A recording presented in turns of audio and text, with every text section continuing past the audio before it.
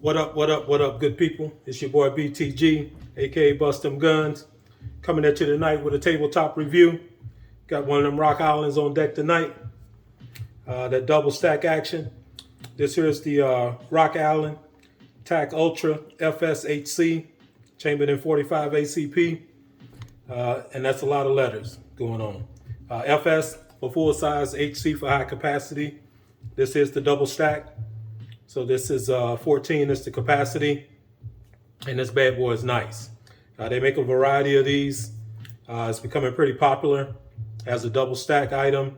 They do the 9mm, they do the 10mm, and they have a few different versions. Obviously, they do single stacks as well, but these double stacks are getting pretty popular with the increase in popularity of the 2011 across the board in the 2A community. These have kind of come on as a nice budget option to get into the game. I mean, they're not 2011s, they're double stack 1911s, but similar concept. And these bad boys are heavy. This is an all steel firearm, and it's pulling some weight. So if you don't mind the weight, it's definitely not something you're gonna carry, but if you don't mind the weight, I actually like a heavy gun, so this is a nice option here. Like you see it, you're getting the mag well comes on there. Well, this particular model, the mag well comes on it. Let's just take a closer look, just to show you the weapon is clear. So look inside, nothing inside the weapon. So, and we'll drop that slide, magazine in it. Magazine is empty, but we'll leave that in there. And there we go. So this is a 5-inch, so it's a full size 1911 double stack. Capacity, like I said, is 14. It comes with one magazine, and that's the biggest gripe with these. Anybody that's familiar with them, the number one gripe is they only give you one magazine, so you got to shop around to find other mags. And depending on where you find them, the price is going to vary pretty significantly. But this comes with Metgar mag, 14 round Metgar mag, and that's what I bought. I bought an extra one, and I bought the same thing, 14 round Metgar. This still has the factory base pads, but I will be changing these out to the Dawson base pads. They're a little bit thicker. They don't add any capacity, just a little bit thicker, so they stick out a little bit out of the mag well. So I like that look a little better. But this one here, I pretty much went through it. It comes parkerized black. Well, let me show you. I've got the 9mm. So this is how it comes. All black, parkerized finish. And this is the Pro Match. I'll be doing a review on this, probably coming later in the week. But these are nice. The 9mm are nice, and that's getting you closer to that 2011 quality with some enhancements. I mean, it's still a budget item, but for what you're getting, it's pretty nice. So this one, I don't really care for the parkerized look. I don't really like that dry black look. So I took this bad boy and I broke it down and polished it up. So this was like an all-day polish job. I'll give you a closer look. And I just took it down to the metal. Obviously, you've got the raised serrations there, so that left the black background there to give you a little contrast. You've got the line here for the rail, so left that, so that's a nice contrast. And this here is raised area on the frame. So I was able to get this and still leave the black here. Other side, same setup. And I also did the controls, so I did the hardware as well. So I did the safety. This has ambi safety, nice safety levers on there. So I did the safety. I did the side of the hammer. This has the skeletonized hammer. So I did the side of the hammer, so that's polished. I did the beaver tail, and the beaver tail on these do have the bump on here, just to make sure that you're getting good engagement when you're engaging that grip safety. So I did that, and also did the slide lock. So polished that up. I did the mag release, which you can't hardly see that, but on this side you could see it because I did the opposite side as well. So I did that, and then I also did the mag well. So polished the mag well up, and this bad boy came out nice. It was a lot of work, but the end result, it looks pretty nice.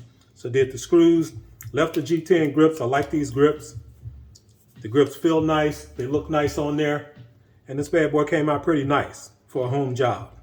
So I like it a lot. I'm gonna leave it just like this.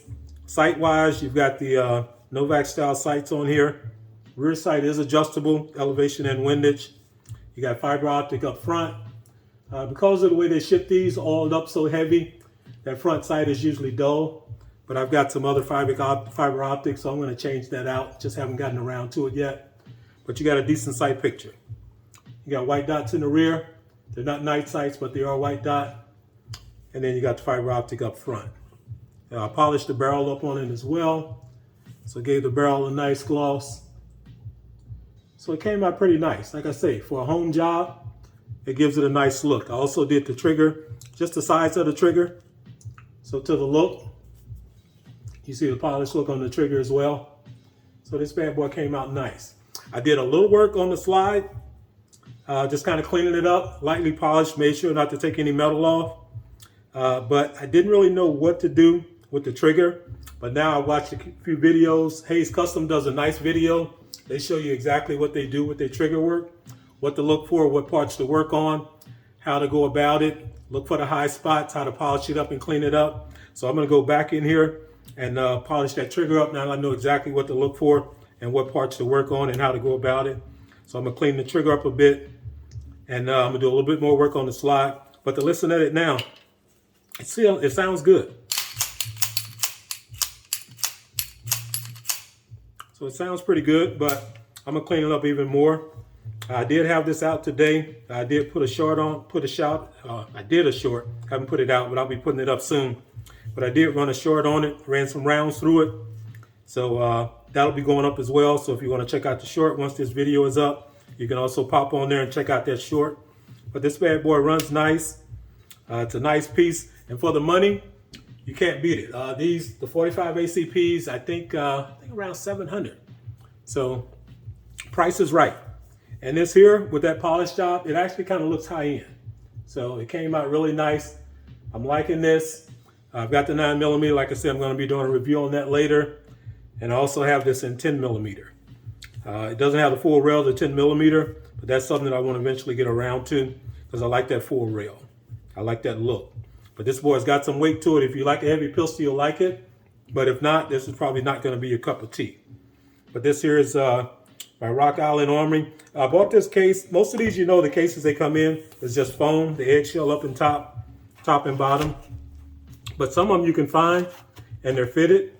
So I picked this one up and on eBay. You can find all kind of stuff on eBay. Picked this one up, cut it out to fit.